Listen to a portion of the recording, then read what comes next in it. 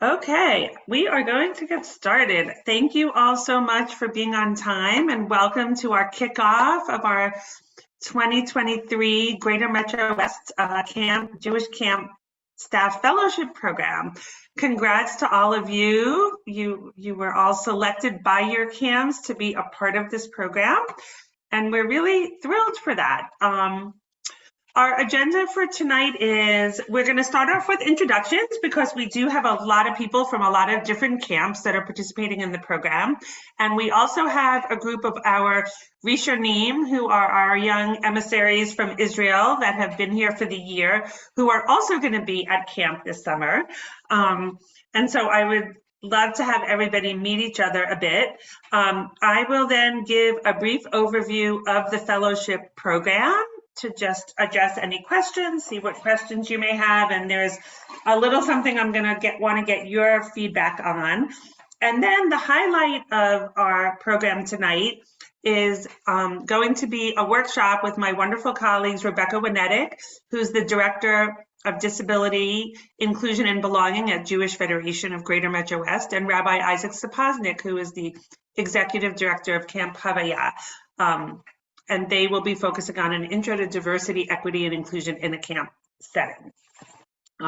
They have done this workshop for a similar program in the past, and it got absolutely rave reviews. So they're back for an encore performance. Okay, so I am going to just suggest that I'm going to just pop around the screen in the order that you're on my screen, which might be different than the order on your screen.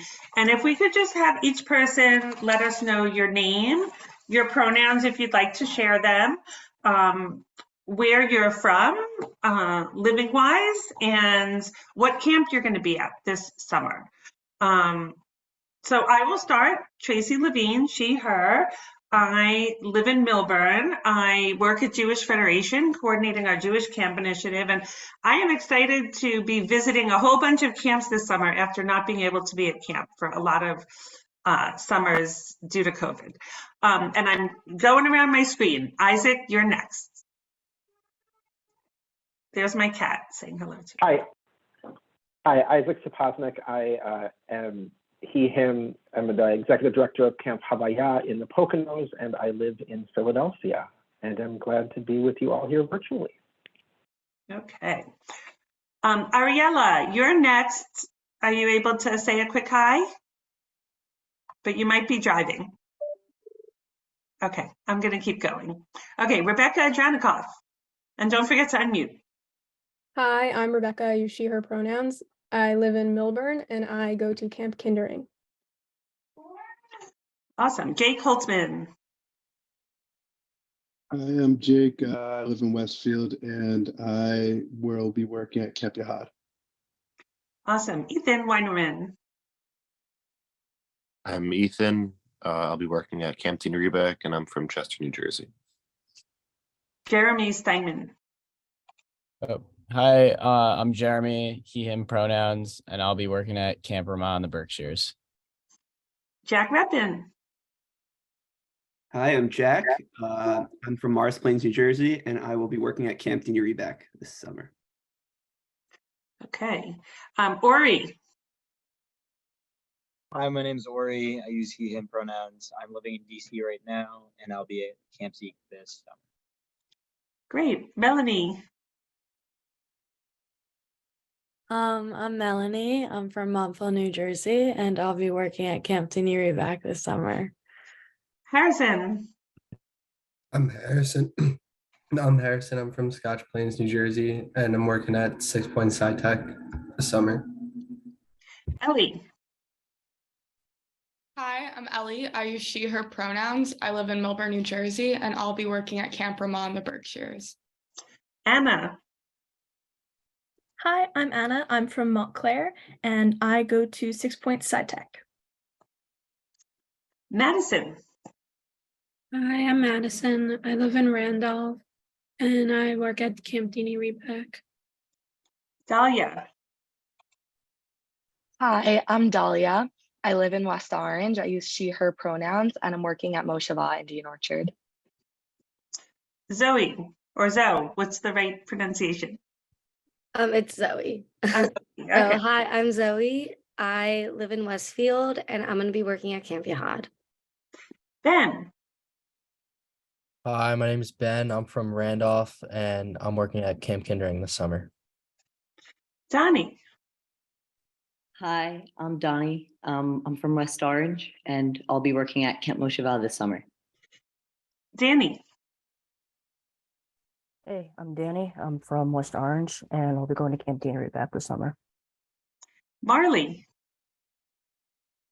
Hi, I'm Marley. I'm from Scotch Plains and I'm going to be working at 6 Point CAA this summer.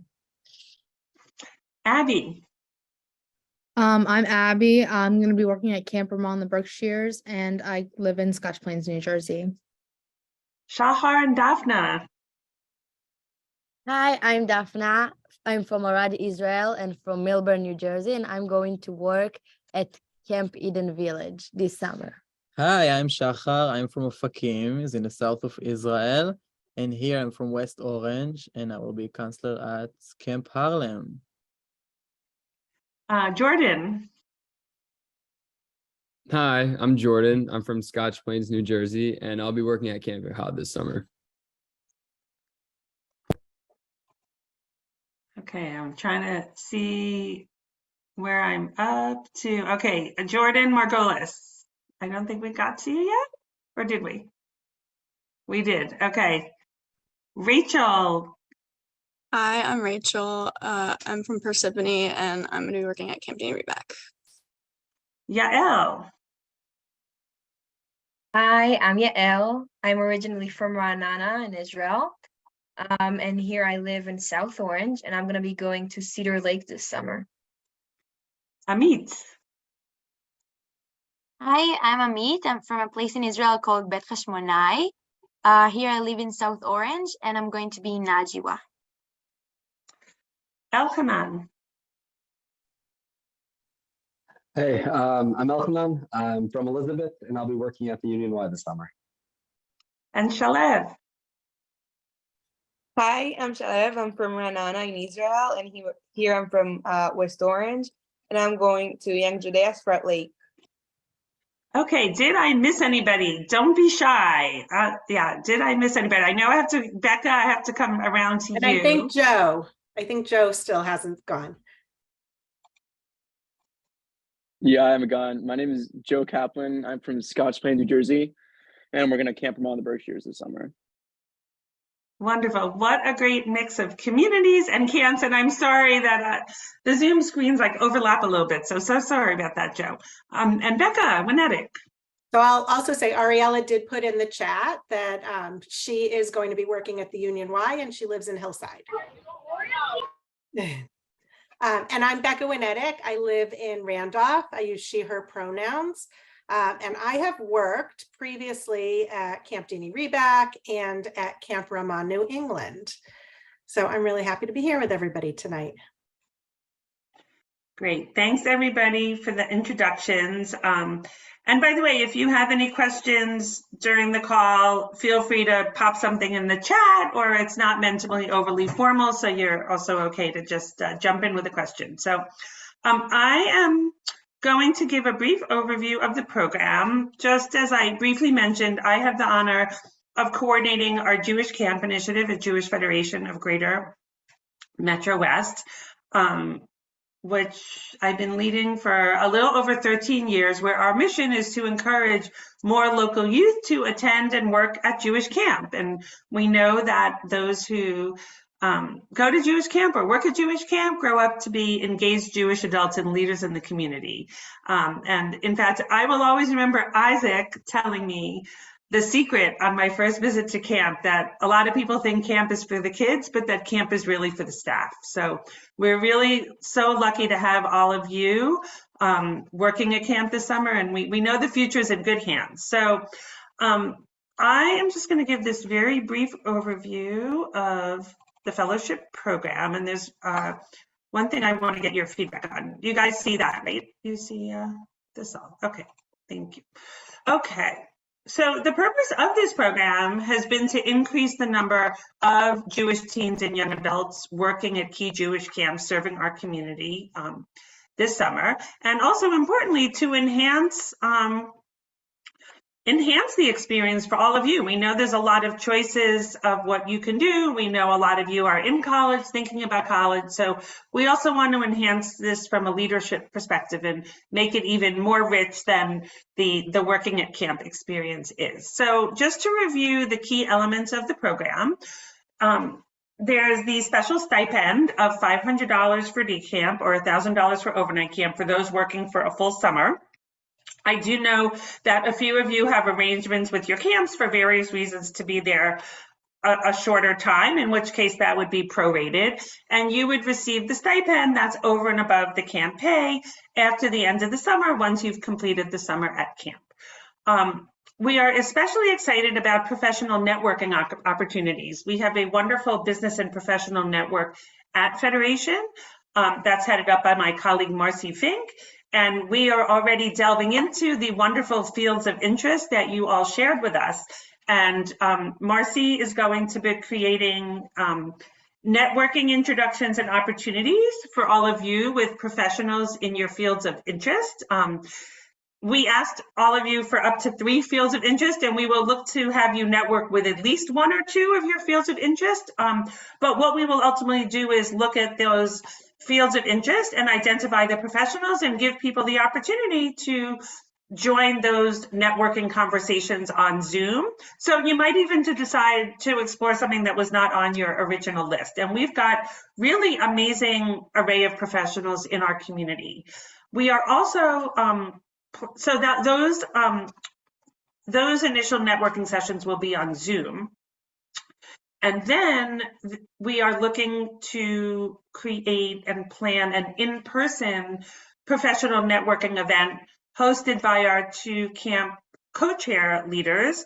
And that would be in person at some point over winter break. So actually the one thing I want to ask all of you, we want to get a sense for Zoom networking with a professional in your area of interest, let's say somebody in teaching, for those interested in teaching, someone in marketing, someone in a lawyer. Those would be on Zoom.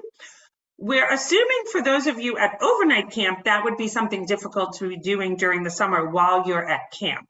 So what I am curious, and you could just drop your thoughts in the chat and I'll look at them a little later. For those Zoom networking, would you want them to be in the second half of August when those that are in overnight camp are back from camp, or would you prefer them to be in the fall and you'd be able to join them from school?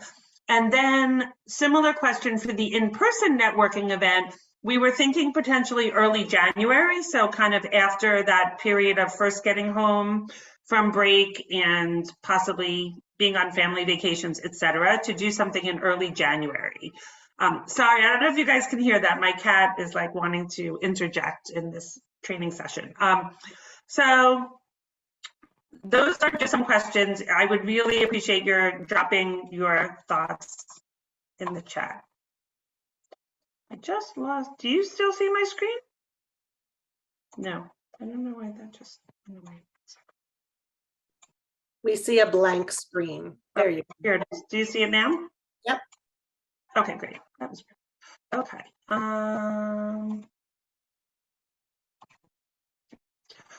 So, oh my gosh. Okay, I'm just going to leave it like that. We know that we have our training workshop tonight. We're going to be getting to in a moment. You also, we are very excited, will be serving as resources. That's a big part of the program, is that you will help get more kids to come to Jewish camp by serving as a resource for camp recruitment in the coming school year. That is something that will work with each of you and your camp of what's the best fit for you. It might be doing, maybe you'll talk about camp at a Shabbat at your synagogue. Maybe you're great at social media and you can put some posts up. Maybe you'll come help One Happy Camper New Jersey at an event if you're home over break. So that is something that as I said, we at each camp will work with you, but definitely think about what your interests are or ideas that you have. For us, encouraging even more kids from our community to go to Jewish camp. And we will importantly be asking you to complete a post-summer survey about your experience. So are there questions that you have? I want to just allow a short time for questions, and we welcome that. Please just jump right in if you have a question.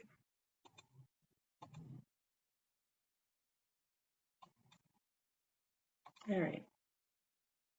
Don't be shy, but I would appreciate if everyone could just put some thoughts in the chat to let us know when you think would be best for networking opportunities, late summer or fall, and any thoughts on that.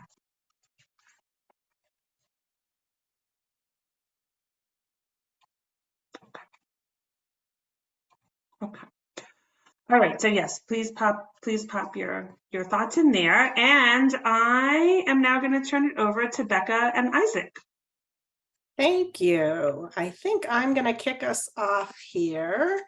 Let me just open up my slides. So when I have the slides open on my screen, just know that I can't see all of you. So if you want to share, please just interrupt me, unmute yourself and go ahead and share. I will try to put up my chat so that I can see what's going on in the chat also. But Isaac and Tracy, you can also help, and we'll kind of tag team with one another if we need to alert to what's going on in the chat. So Isaac and I are really excited to be here with you guys tonight, and we thought we would just start with a little icebreaker. There we go. So we want to know how you guys are feeling tonight. So take a look at the memes that are up on the screen. Some of them are super silly, but we'd love to get a feel for how everybody's doing in the room. I know that it is, a Tuesday night. You guys have all been in school all day. Or working perhaps, but would love to get your thoughts. You can feel free to unmute yourself, or you can go ahead and put it in the chat. And you can just put a number up if you want to, or if anybody wants to unmute and share. Oh, 3s. I'm gonna make Isaac and I do a song and dance tonight, huh? To keep everybody awake. 5s, awesome. 5s, lots of 5s. A 4, the squirrel going round and round. Tracy and I were saying it was kind of one of those days where we were running from meeting to meeting to meeting, that sometimes it does feel like you're a squirrel flying around. Would anybody who's a 3 like to share why they're feeling that way today?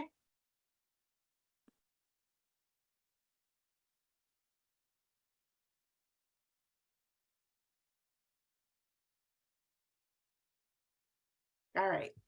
Anybody else want to share out loud?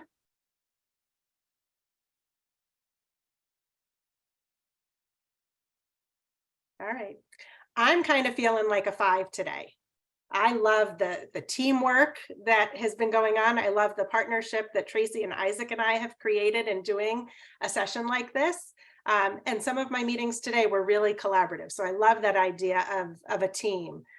Tracy or Isaac, do you want to share? I have to say I'm feeling 3, mostly because it looks really comfortable when his head ends up on the couch. Awesome. Tracy? Well, I think I'm transitioning. I think I was feeling a little like that 4, because it literally was like from one meeting to the next. But now I'm moving over to 5 because we're together, and I'm excited. Great. All right, so we want to get started just getting a little bit of a sense from you. This workshop tonight is really all about inclusion and belonging, and talking about the diverse community that we live in. So I would love to hear from you guys. I'm very confident that you all have phones somewhere nearby, that you can go ahead and capture the QR code to link through. But Tracy's also going to put in the chat the link to this Wordle that we're going to do. I'll give everybody a second to either capture it. Oops, sorry. capture it on your phones. Yeah, there's a link in the chat as well if anybody wants to open it on their computer. And then Tracy put it in the chat as well. And then we're going to have you put in up to 3 words. What does inclusion mean to you? And I'll click over and I'll show everybody the Wordle. We can share it out after tonight as well. Let me open up the other screen so we can see it. By the way, while we're doing that, I did take a picture of our little Zoom screen. If there's anybody that, I'm not sure if we're going to post that or not, but we might. If there's anybody that would prefer not being in a picture if we posted that, please let me know. You could chat me directly or email me. Love this.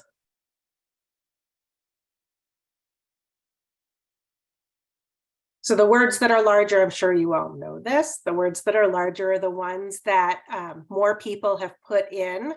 So the words like acceptance and understanding and involvement and support, those are some of our most frequent words. Belonging, community.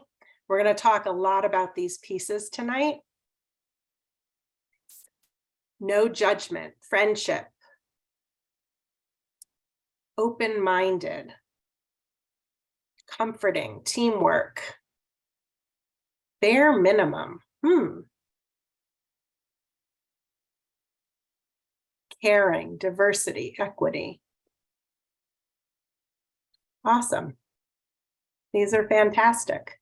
We will share this back out with you, but I love the mindset that we're setting the tone for tonight with all of these pieces. So thank you for going ahead and sharing those. Let me open up our PowerPoint again and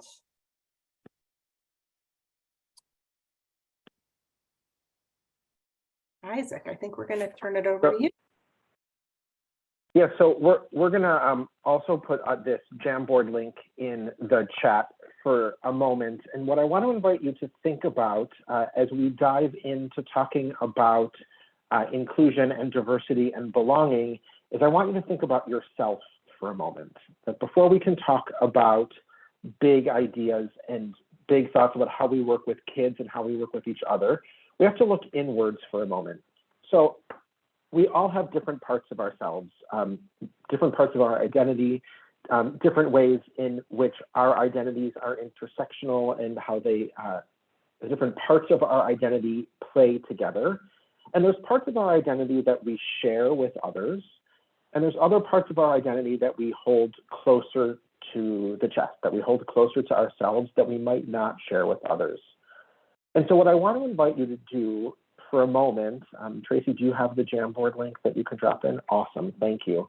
Is to click on the link and to put in some of the things, if you're able to do that.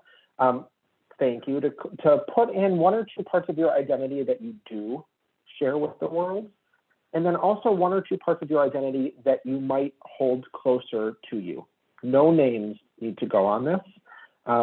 So I'll invite you to really be as open and honest as you can, again, without your name. So to take a moment or two to put that in, and then, Becca, I don't know if you're then able to share it so we can see what people put.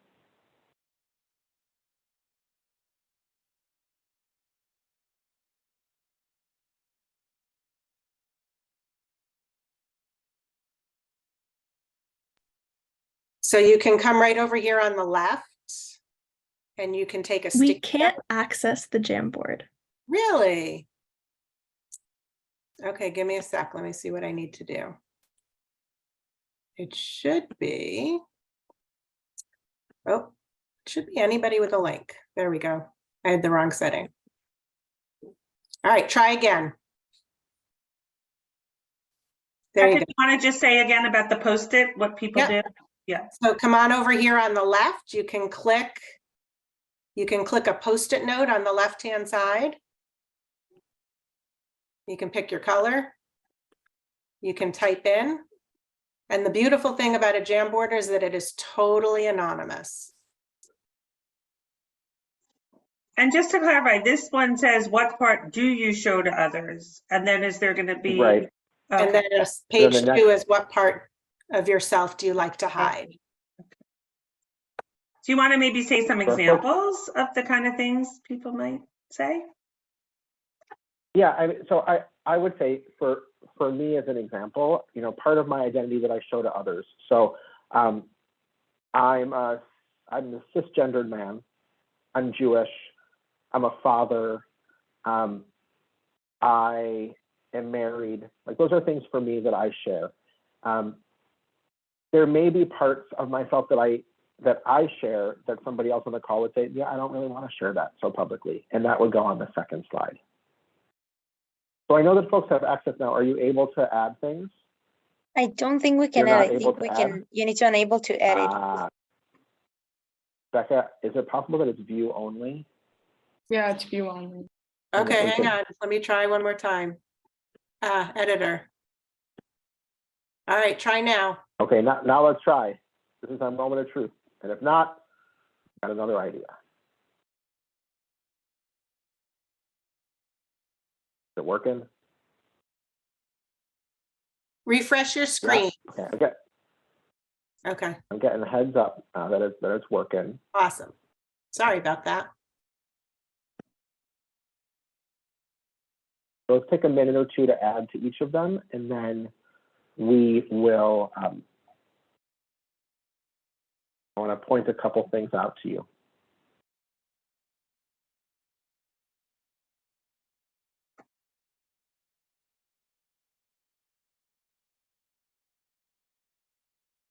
Don't forget to also click through to the second frame about parts of yourself that you prefer to not share.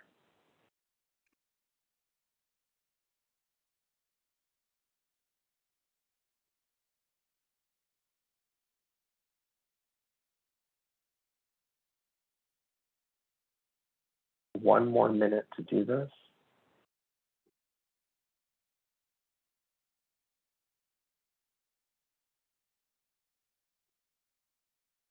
I've always thought the greatest job would be to be the person at Google who decides what the different animals are that we all get to be when we don't have our names.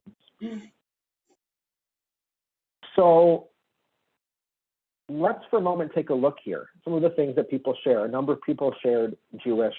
People shared their gender identity, shared where they're from, shared a bit about their personality, humor or smiley, shared a bit about things that you liked or about your career or your job as a student.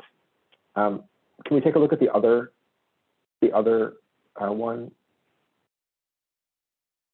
So people here talk a lot about emotions, things that we don't necessarily want to share. Things about our relationship with our family. Somebody here put Jewish as well. So that's actually a great, that's a great example of what I want to say to you about identity, which is there are parts of our identity for each of us and for each of our campers that we share.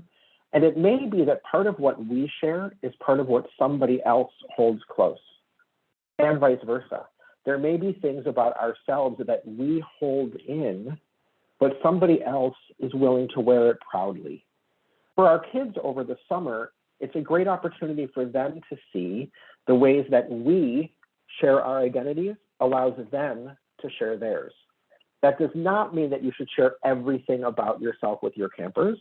That's not how it works. And I guarantee you will talk more about that during orientation at camp, at whatever camp you're in. But there is something to be said about finding the ways where our identities overlap with each other and overlap with our campers. Now, I do want to say, just because you have an identity that's the same as one of your campers does not mean that how you see it and how they see it are the same way. So don't make assumptions that just because you're Jewish and your camper's Jewish, or because you're a particular gender identity and you have a camper of the same gender identity, that the two of you are in exactly the same space with exactly the same experience, because, well, no two of us have exactly the same experience and exactly the same space. And I want to encourage you also, just as what we answer may be different moment to moment. The same is true for our kids. So know that all of our kids have backstories and a lot happens in a year. Think about where you were a year ago right now and where you are now. Think about where the world was a year ago and where we are now. And where we were at the end of camp last summer and where we are now are very different places. So what you knew about some camper, if you knew the kid a year ago, or if you heard about them from a colleague a year ago, or if you read something about them on a piece of paper and where they are now, give them the chance to show you who they are. Give them the opportunity to tell you about their identity, and give yourself the opportunity and the space to ask them questions. Sometimes it feels really awkward, right? I know that for me, and I've been now using and telling people my pronouns for a long time, I still find it awkward sometimes to say, so these are my pronouns, or to ask somebody else their pronouns. But sometimes the awkwardness on my part makes it worth it to have the conversation and to open up the space. They may or may not want to talk to you about it, but it gives them the opportunity.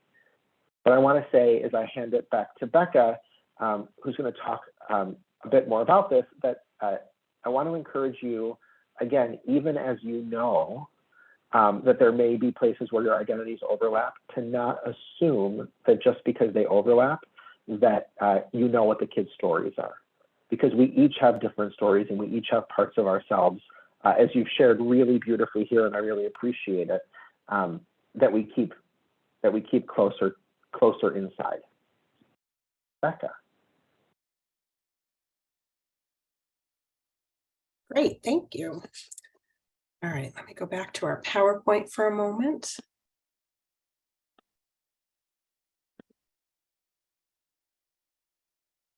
Okay, so this is what Isaac was just talking about, right? What we bring to camp with us, and those assumptions. And I think that we all bring pieces with us.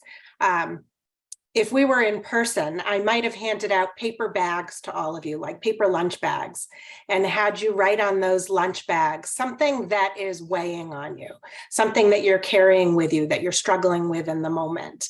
And I might have you write that on the bag and crumple it up and like throw it in the middle of the room. And at some point during the evening, we might open some of those up and anonymously share them. And I think it's really important for all of us to recognize that we're bringing pieces of the rest of our life with us when we come to camp. Not only us as staff, but our campers as well. It may be a fight that the student had over breakfast with mom and dad in the morning before they got on the bus to go to day camp. Or it may be a relationship that somebody left back at home from their high school as they come to overnight camp. So there's all different pieces of ourselves that we need to think about that we're bringing to camp with us that impact our relationships with our peers in our bunks and our relationships with our staff as well. So I love this image and the idea of same situation, different experience. Can anybody relate to this?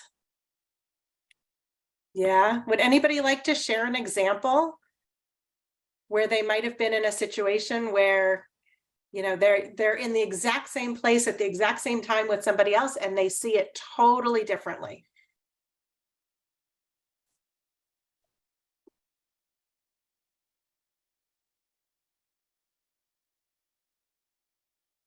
My husband's grandmother, we used to, when we lived in Florida, we used to go out to lunch with her periodically.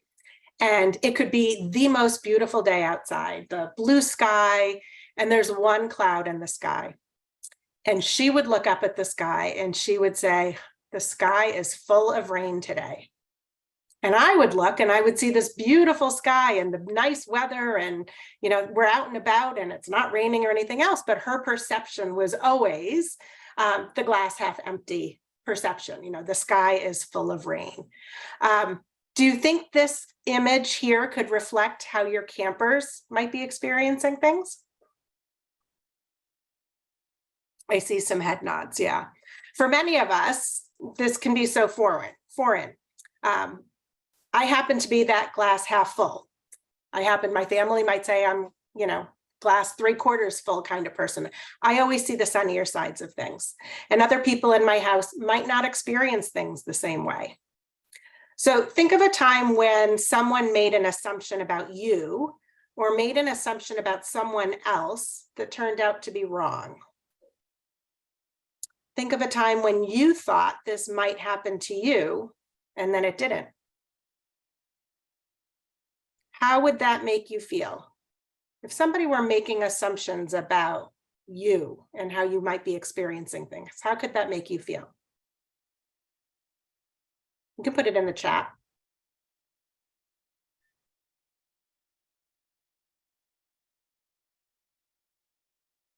I think of like during the pandemic, some people, some of my, Joe, thank you, devastated, Ethan, sad, right? You might struggle with that.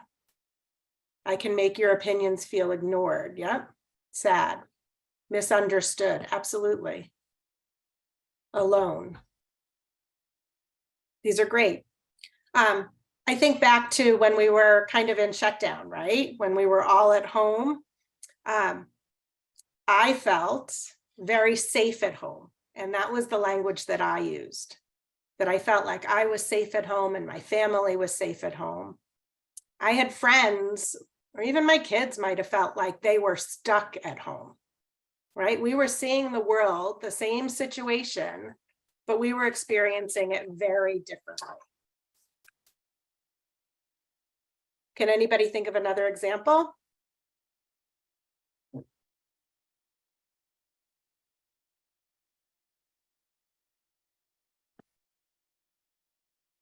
Okay. Isaac and I are going to share some case studies with you guys, and we're going to put you in some breakout rooms so that you can discuss them together. We'll probably give you about, what do you think, Isaac, about 7-8 minutes? Yeah, we'll give you about 7 or 8 minutes. I'm going to go ahead and stop my share. Tracy's going to put in the chat.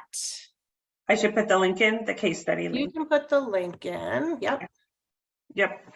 And I'm going to do some breakout rooms. So I'm going to create 7 breakout rooms.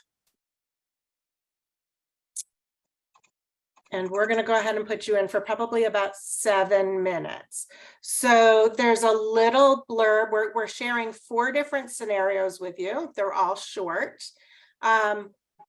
Pick one to start. You don't have to all start at the top and work your way down. You can kind of take a quick glance at them and look at the ones that speak to you. There's a question posed at the end of each of the little scenarios. And when we come back together, we'll chat a little bit about them. So I'm going to send you guys off. Wait 1 second before you do that, Becca. Yep. I think we just need to put the link in the chat still. Okay. Oh, it's there. Oh, you know what? I went to Becca directly instead of everyone. Okay. Okay. Here it comes. Okay. Terrific. Everyone should see that. How many of you were like mid-sentence as you got sent back through cyberspace? Shachar, I'm sorry. It's so hard, right? And it was a shorter time than we initially said, so I'm sorry. But we can continue the dialogue here for a little bit. And I always appreciate hearing the voices of others and the perceptions and the perspectives of others with some of these scenarios, because I always have the opportunity to learn something as well. So I would love to, is there somebody that would like to volunteer their group to go ahead and share a little bit more about the scenario they chatted about? Yeah, I can share. Thanks, Jeremy. So we first chatted about the one with Josh. Yep.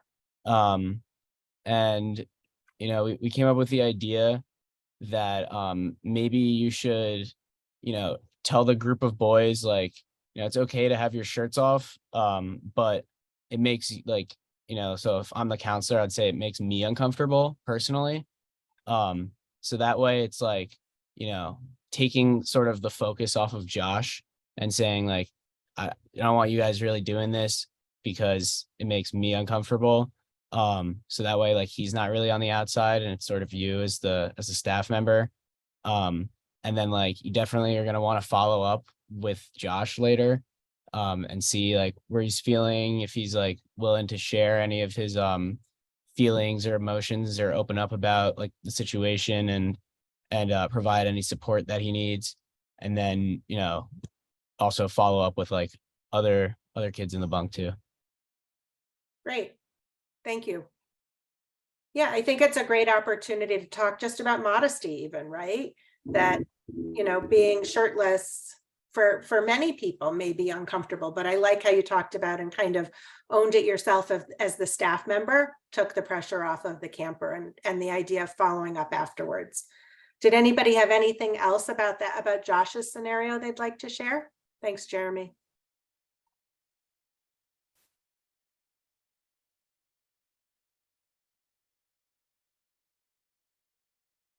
Thumbs up. Does everybody think that what Jeremy suggested was a good way to manage that situation? Thumbs up, thumbs down.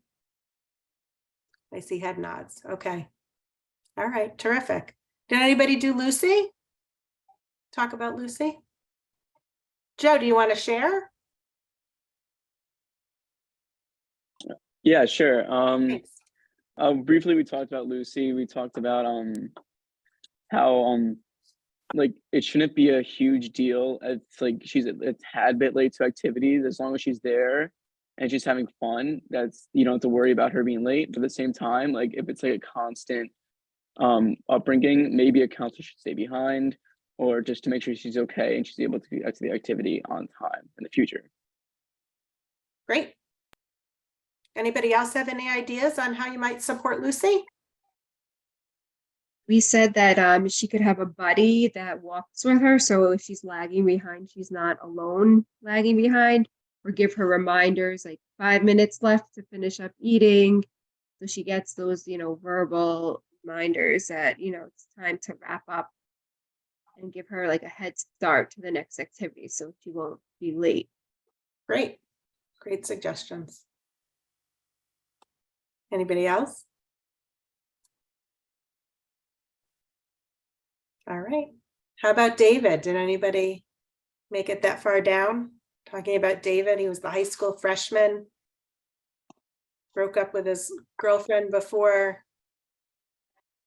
camp. Yeah, we did David, my group. What we kind of said was like, especially if like you personally been through a breakup, you can kind of like relate to them, saying that it's like completely normal to feel that way, but then try to like encourage them to start partaking in the activities that they're kind of skipping out on, and be surrounded by their friends, because that can try to help avoid the loss that they feel. Okay, so making connections with other friends for him to help fill that. Great. Anybody else have ideas for David? Yeah, and I might continue to circle back to him to check in, right? To see how he's feeling, but not just leaving him hanging. Following up and touching base again. How about Taylor? Thanks, Ben. Anybody get that far down to Taylor's?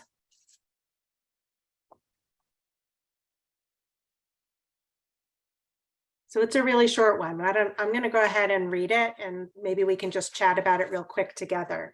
During a Tikkun Olam program, campers talked about the Black Lives Matter and recent protests following several crises nationwide. There was one Black child, Taylor, in the group, and at some point during the program, one of the other campers turns to her and says, "You're Black. How did you feel when all of this was happening?" The camper, who had been sitting quietly at the back of the group, looks visibly uncomfortable. What do you do in that moment, and how do you follow up later, and with whom? Any thoughts on that?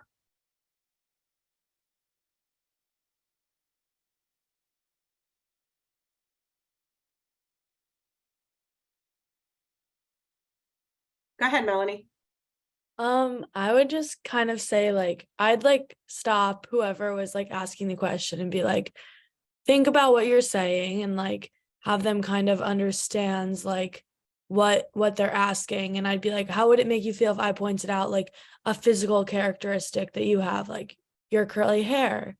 Like I would just explain that like that's not something that we say to our friends, and like kind of allow for like sympathy, and not sympathy, but to understand like why hurting our feelings and saying things that just are kind of out of pocket are not acceptable.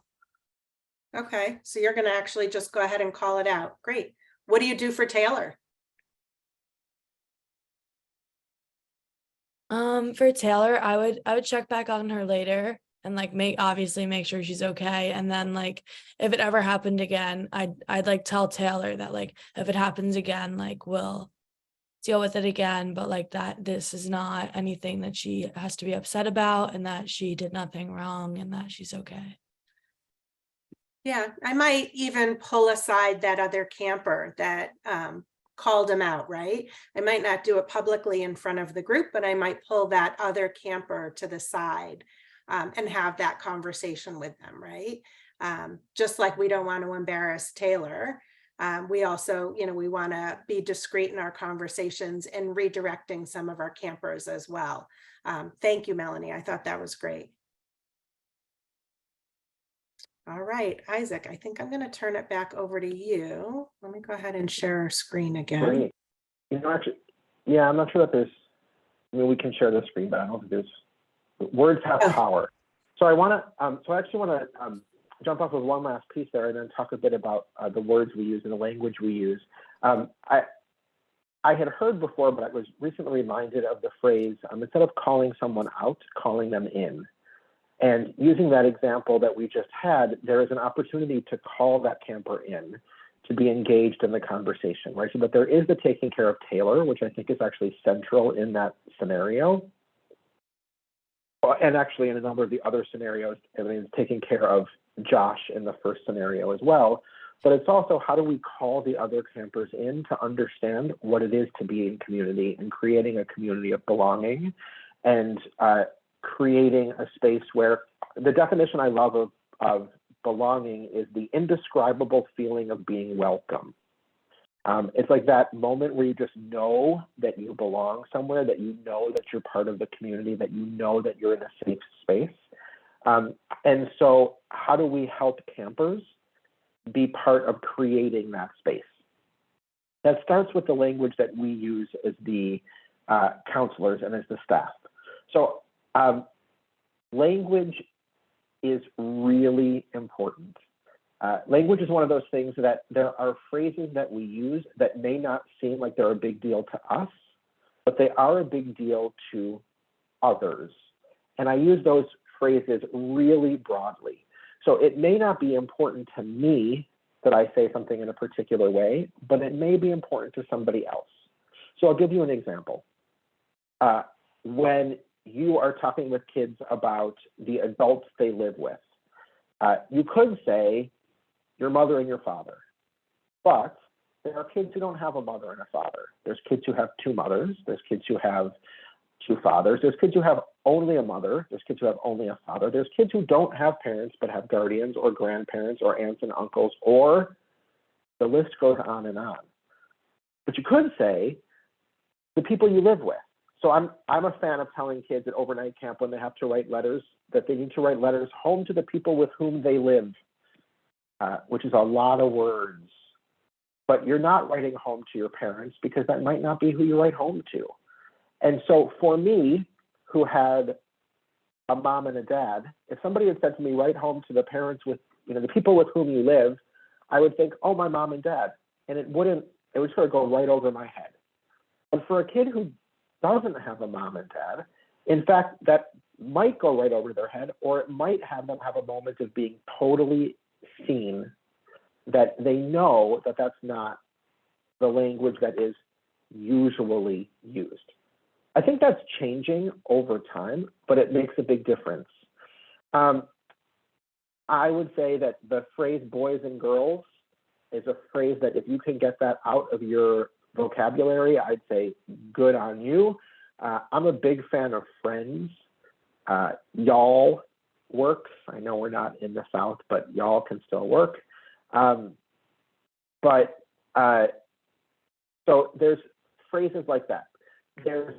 I'm going to say that people do one thing and certain people do something else. So girls don't wear, boys don't do, just isn't language that we need to be saying, because the reality is girls wear all sorts of different things. So do boys. There are certain things that boys do and boys don't do. Folks who are non-binary do and don't do. Like, it's to assume that just because someone is fill in the blank, that therefore they must do or think or be or act in a certain way, just isn't reality. And again, it's making an assumption about what we think, but it's not actually telling us anything about them, and it's not letting them be seen for who they are. Similarly, and this one is, I will say, is hard for me sometimes. The phrase "we all," and then fill it in. We all share a particular experience is challenging because not everybody that you're going to meet does. So, for example, a conversation about, well, when your grandparents came to this country, assumes one particular story for our campers. But for a kid who is adopted from China, for example, when your grandparents came to this country, isn't their story in that way. And so how do we help, what is the question we're actually asking? Are we asking a question about immigration? Are we asking a question about ancestry? Are we asking a question about family story? We have to take a moment to think backwards to what our goal is. Now, again, I want to say, this isn't easy to do. It's really easy just to sort of use whatever words come out of our mouths and hope that it all turns out okay. And it may be that when you say something, it does all turn out okay. And it may be that none of the kids you're working with notice. But it also may be that some kid does and doesn't say it, and might not be particularly, it might not be something that they go home and tell their parents about at the end of the day or at the end of the summer, but that doesn't mean that it's not in there with them still. Okay, two more thoughts about language. Put downs and jokes. I often suggest subbing in a different word to see if it's a problem. So the phrase, "that's so gay." So we don't say that, and by the way, if you do say that, I would encourage you to take that out of your vocabulary as well. But we don't, there's too many negatives in this sentence. We don't say we don't not say "that's so gay," not because the word gay is a problem, but because we don't use it to describe people in a negative way. You wouldn't want somebody to say, "Ugh, that's so Jewish," right? Wanda Sykes, who's a comedian who, if you don't know, is pretty funny, did a whole series of TV spots years ago about that. The punchline was, when you say "that's so gay, do you know what you say?" And she would replace it with all sorts of just funny things. Like, could you imagine saying such a thing? And so sometimes it's helpful to us and to our kids to sub in something that sounds so outrageous to them that of course nobody would say that. But then we need to say, and that's, again, part of identity, and that we don't use someone's identity as a weapon. We don't use someone's identity or an identity as a way of putting someone down.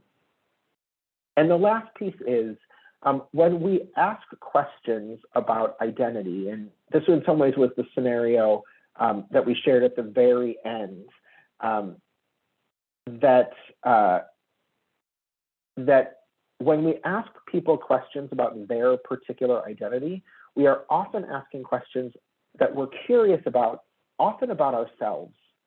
And in that moment, you've got to stop and check yourself for a moment and find out, why is it that you want to know that? And if it's just for your own curiosity, or for your kids, if it's just for their own curiosity, then you need to check yourself and stop and then move on. So when we talk often about folks who are transgender, there are a lot of people who have questions about body parts.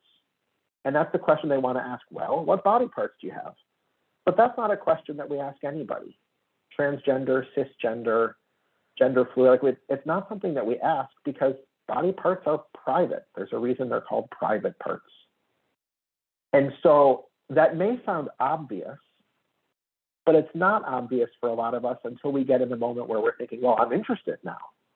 And how do we help ourselves understand, and how do we help our kids understand that it's okay to wonder and it's okay to be curious, but if we wouldn't want to be asked that same question, or we think that's a question that maybe isn't quite right, that's usually a good hint that it's not the question to be asking.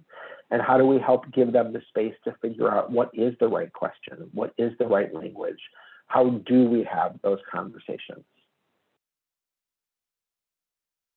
Becca, I'm going to hand it back to you. Thank you. So, you know, in line with what Isaac was saying about curiosity, I think we often, as we're encountering kids with disabilities, kids with special needs that are in our inclusion programs at our camps, we want to put a label on it. I'll tell you that labels are for jars, they're not for people. It doesn't really make a difference what we call it. And again, it comes back to that curiosity, and we might want to know, and we might want to compare to somebody else. But to me, I just want to know how to best meet the needs of the camper that's in front of me. So I'm not going to necessarily ask, you know, what that child's disability is, but I might ask the parents, or I might ask my unit leader, what can I do to best support that child? You know, if we think back to Lucy, right? Lucy was running late in the bunk. There were things that we could put in place to help support Lucy. It doesn't make a difference what Lucy's diagnosis is. So that doesn't make a difference to us. We really want to just think about how we can best support the campers that are in front of us. All right, we've got another Padlet. We'll take a couple minutes to do this one, and I think we'll just do it together. So go ahead and scan this QR code. Tracy, I did see your note. And Tracy, and the link is in the chat as well. Thank you. I'm going to go ahead and stop this share, and I'm going to share my other screen. Nope, this one.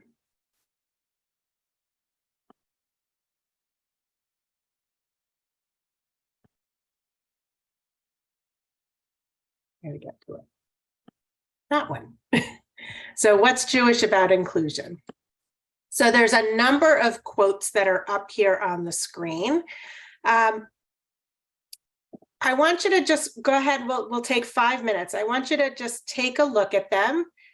And does any one of them help you? Does any one of them help you to inform the work that you're doing at camp?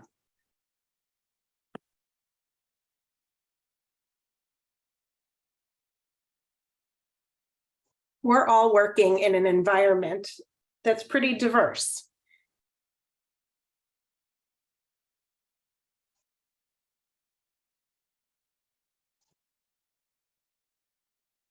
And I would welcome you to unmute and share one that may speak to you. You could even think back to the case studies that we looked at or to prior experience at camp. And then I'll share with you what my favorite, or the one that informs, I would say, almost all of the work that I do.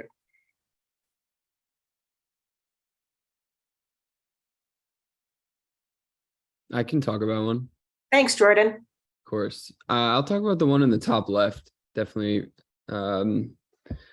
spoke to me. I like it well, people can read it, but I like it because it describes, I think, two really big elements of what's so important about camp. One of them being the kids going there to discover themselves, and the other being how they learn to interact with others. So I think the first part of the quote's really good for that, as it describes, a person being concrete and strong with their morals and who they are. And I think that's a big part of going through camp and going through the process of growing up. And on the other part, it teaches the reader about how to treat others, because, treat others the way you want to be treated. It's sort of like a fancier version of that. Beautiful. Thank you. I think you said that very eloquently. Thank you for sharing. Anybody else have one that jumps out at them? I like the one that says teach each child according to his way, because I think that at camp, a lot of the times you think that, all the kids are going to be really sporty or all the kids are going to be really outgoing. And there's definitely a lot of kids who prefer arts and crafts, or they don't want to participate in soccer or tennis. And maybe they're a little bit more quiet and they wouldn't be chosen to be captains of the color war teams or whatever the situation is, but doesn't mean that they're any less important from the other kids at camp. And there are other things that you can do to help them feel like they had a really good, important summer. Thank you. Yeah, recognizing each individual for who they are. Amazing. How about one more?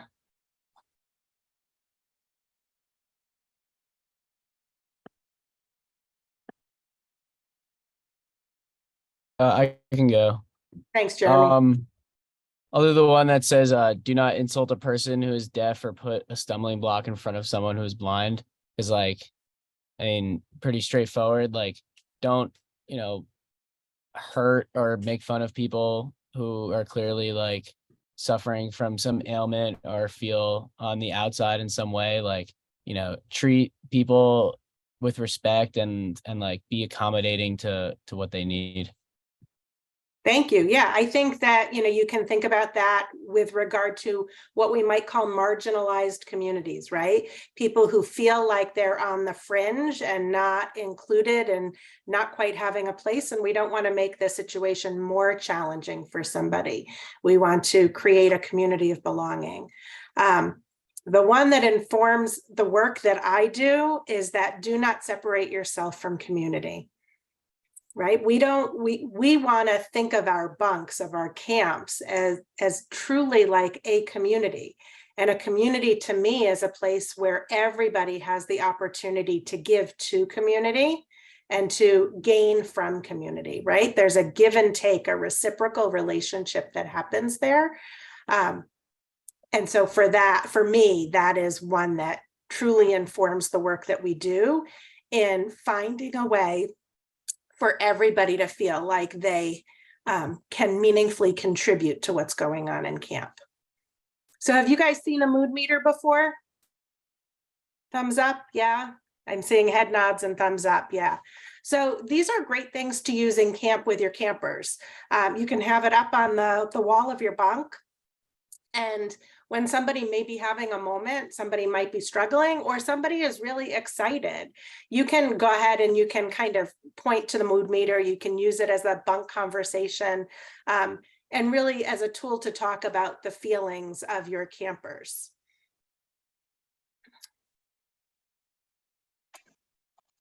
So I use Becca, that. we can send those out to everybody, by the way. Absolutely send those out. Yep. And if you Google mood meter on, there's tons of them that pop up with all sorts of different images and language. Isaac and I have both spoken about the idea of a community of belonging, right? That we really want to create this place where everybody feels like they're part of it, right? They're in the heart of it. So when I look at this image, or when you look at this image, is there one of those that you think you would reflect what you want your camp environment to look like?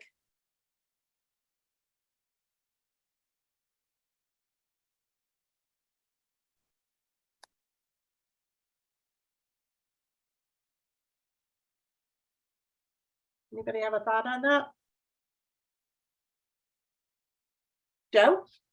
Yeah, I think the third one, going all the way on the right, I think that's like the best one because everyone has a clear shot of seeing it. I understand that the second one, everyone else has a clear shot, but I don't know. I feel like some campers may be embarrassed to climb those boxes to watch the game or whatever they're watching.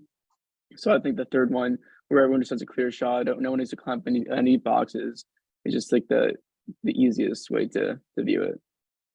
I think that's great, right? To remove all the barriers, right? That third one, everybody can participate, meaningfully participate in watching that game.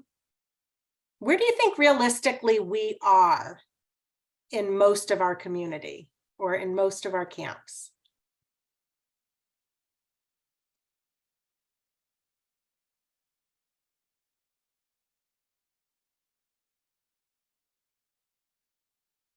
Anybody have a sense of where you think we might be? Do you think we're in that first picture where everybody gets exactly the same thing? That seems pretty fair, doesn't it?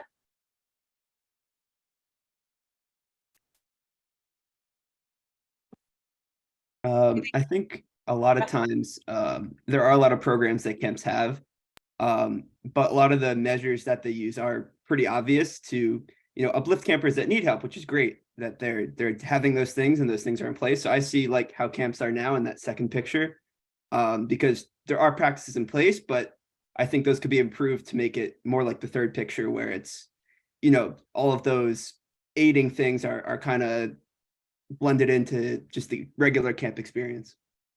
Thank you, Jack. Yeah, I think you're right. I think that we've put in lots of supports, right?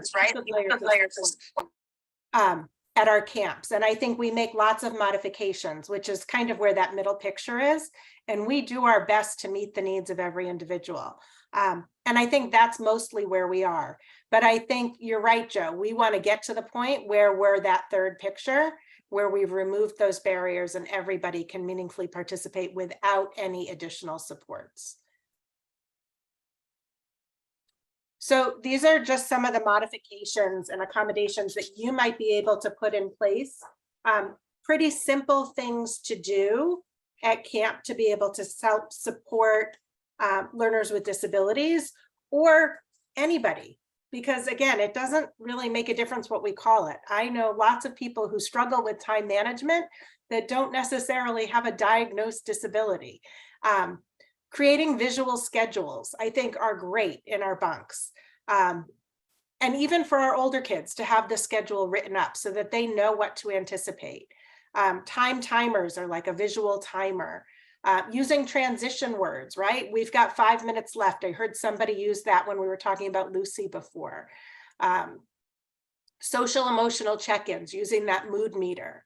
You might have fidget tools. Social stories, which is kind of like a visual story that you might create for somebody. I know that at camp, special event days are really challenging for kids with disabilities, for many kids with disabilities. We might create a social story kind of outlining what the day is going to look like so that they can better anticipate what to expect. Isaac, you want to share your story? Yeah, so I want to, and I'm going to read it fairly quickly because we're at 8:15, but I want to share with you one of my all-time favorite stories. That's story time. Giants, Wizards, and Dwarfs was the game to play. Being left in charge of about 80 children, 7 to 10 years old, while their parents were off doing parenty things, I mustered my troops in the church social hall and explained the game. It's a large-scale version of rock, paper, scissors and involves some intellectual decision-making. But the real purpose of the game is to make a lot of noise and run around chasing people until nobody knows which side you're on or who won.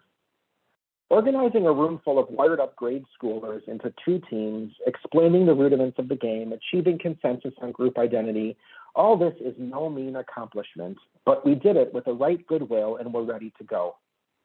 The excitement of the chase had reached a critical mass. I yelled out, "You have to decide now which you are, a giant, a wizard, or a dwarf." While the groups huddled in frenzied, whispered consultation, a tug came at my pants leg. A small child stands there looking up and asks in a small, concerned voice, "Where do the mermaids stand?" Where do the mermaids stand?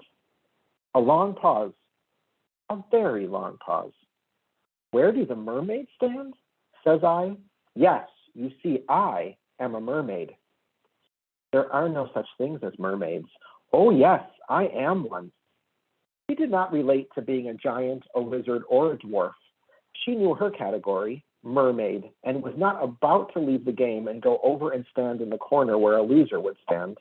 She intended to participate wherever mermaids fit into the scheme of things, without giving up dignity or identity. She took it for granted that there was a place for mermaids and that I would know just where. Well, where do the mermaids stand? All the mermaids, all those who do not accept the available boxes and pigeonholes. Answer that and you can build a school, a nation, or a world on it. I would add a camp too. What was my answer at that moment? Every once in a while I say the right thing. The mermaid stands right here by the king of the sea, says I. Yeah, right here by the king's fool, I thought to myself. So we stood there hand in hand, reviewing the troops of wizards and giants and dwarfs as they roiled by in wild disarray. It's not true, by the way, that mermaids do not exist. I know at least one personally. I've held her hand. So I love that story because it shows the ways that a little moment where we think, ooh, I don't know, am I doing it right, can make such an impact. And how the small questions and the small things that kids say to us can make all the difference for us and how we work, and how our response can make all the difference for them. Now I'll say, this is not easy work to do. And there are moments like in this story where we get it right, and it's just amazing. And there's other moments where we don't, where we make mistakes and we get it wrong. And I just want to say to you now, it is okay to make mistakes. I'm going to say it again. It is okay to make mistakes. This week's Torah portion, which happens to be my bar mitzvah portion, there's a moment where Miriam, who's Moses' sister, speaks ill of Moses' wife based on a piece of her identity. And as a consequence, Miriam is struck with leprosy and sent outside of the camp for 7 days. But she isn't banished. She isn't sent completely away, never to come back. Moses cries for her to be healed, and the people wait for her for those 7 days. And when Miriam later dies, the good in her story ultimately outweighs the bad. It's not that she didn't make a mistake. It's not that she didn't have to repent for that mistake, but at the end of the day, the good of Miriam, the well of water that followed her and the people around, was far more important than the mistake she made in that moment. I will say that as we go into this work, the more that we can own our own privilege, whatever privilege it is that we have, and be willing to say, yeah, I screwed up. There is nothing more powerful than an apology in the moment where it's most needed. And I will say for us and for our campers, it is all too rare for them to hear an adult or an older teen or someone they look up to apologize. And so for them to learn what it is, to apologize and then to move on. In moments of identity and belonging, when there's a mistake made, the best thing you can do often is to apologize and then move on. Not to harp on it, not to dig deeper and deeper and deeper in, because that puts everyone in a position that is harder to dig out of. But to say, yeah, I screwed that up. I'm really sorry. I'm going to work to do better next time. And then to work to do better next time. And to presume that others are equally as well-intentioned as you are. That is not the case everywhere in the world in which we live right now, but I do believe that in Jewish summer camps, we all come in with the best of intentions to let kids and let ourselves be who we are in all of our diversity, glory, and wonder. Becca. Thanks, Isaac. So, we are resilient, right? Isaac talked about we're all going to make mistakes and it's okay to make mistakes. And we need to be able to bounce back from that. From those setbacks, we need to be able to overcome those hardships, not only in ourselves and the mistakes that we're going to make, because we're all going to make them, but also in our campers. And our kids are resilient. Part of our job is to teach them that it's okay to make those mistakes as well and to be able to bounce back from those. It's an incredible life lesson for all of us to be able to own those mistakes and be able to bounce back and be able to ask for help when we need it. So when we talk a little bit about resiliency, we're talking a little bit about like the mental health component, right, of camp. And to me, there's no better place to be able to practice these skills and to make those mistakes and to really support one another and build resiliency. I will tell you that the number one thing, the number one protective factor toward resiliency is having at least one stable relationship with a caring adult. Guess what? Each of you have the opportunity to be that person this summer for a camper who might be struggling, for a co-counselor or a peer in camp who may be struggling. You can be that listening ear. You can be the one to help make a connection to somebody else if somebody needs additional support, but just having that one person, and again, that can be you, can make such a huge difference in somebody's life. Having self-confidence, positive self-image, communication skills, to identify and manage strong feelings. These are all things we do at camp just on a daily basis. It's built into what we create in our camps. And there are all the things that we can do to help build resiliency in our campers. It's also really important to take care of yourself. Camp is a really challenging place to be sometimes. As magical and amazing as it is, it's also exhausting. And we have to be able to do things to also take care of ourselves. So think about the ways, the things that you like to do when you need to be able to take a break. Whether you need to tag out with a co-counselor, whether you need to put headphones on at the end of the day and listen to some music. Whether you want to find somebody to do yoga and meditation with, or take a little walk around camp in a quiet moment late in the day. It's different for everybody, and that's okay. And then also talk about it with your campers, things that you can introduce to your campers for self-care.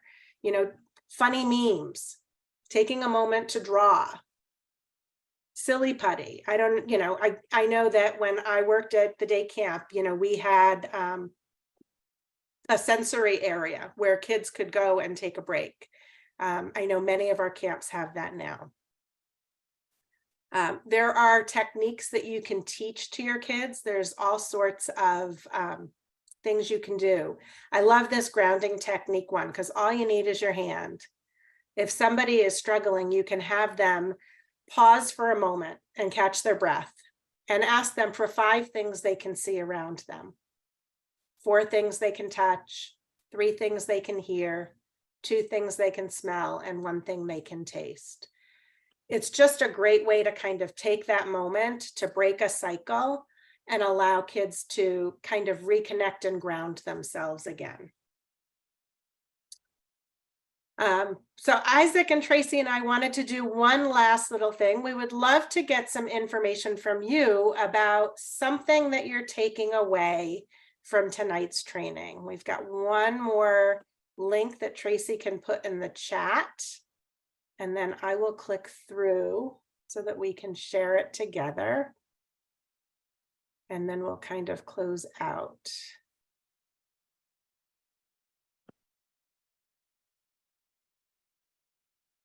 I think we could have gone on for another hour.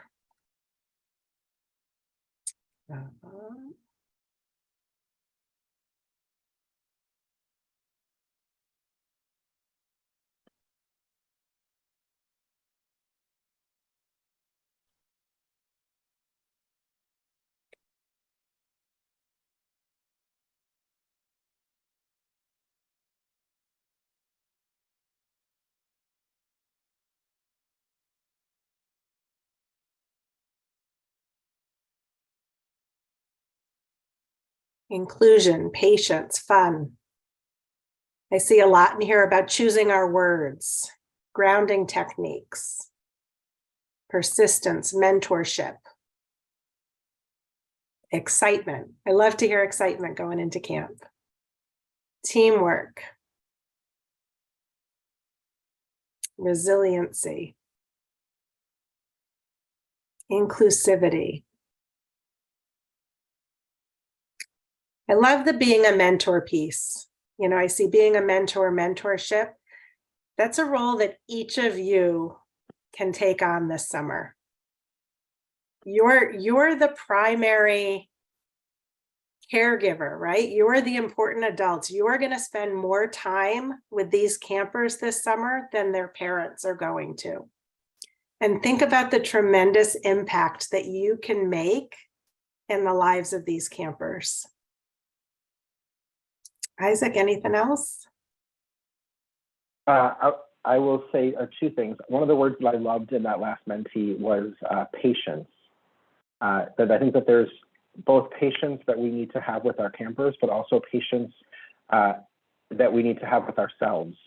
To recognize that this is not easy work, but there are going to be moments where you're going to be exhausted and where you're going to think, why did I sign up to do this again? And in that moment, if you can take a breath and realize the impact you're having on the kids, like Becca said, and also the impact you're having on yourself.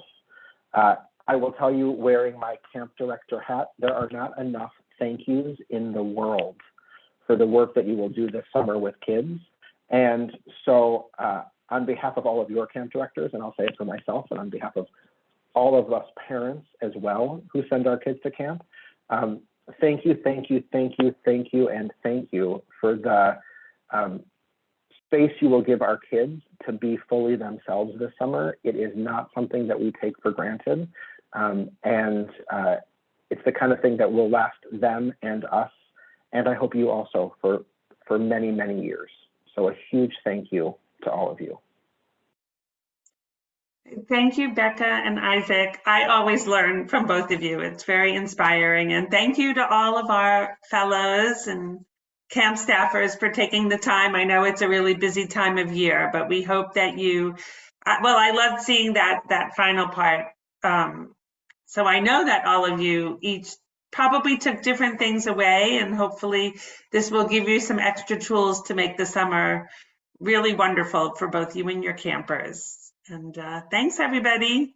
We'll send some of the follow-up info so that you can take those with you, and wishing everyone a great summer at camp. Thanks, everybody. Have a blast. Thanks, all. Thank you. Thank Bye. you.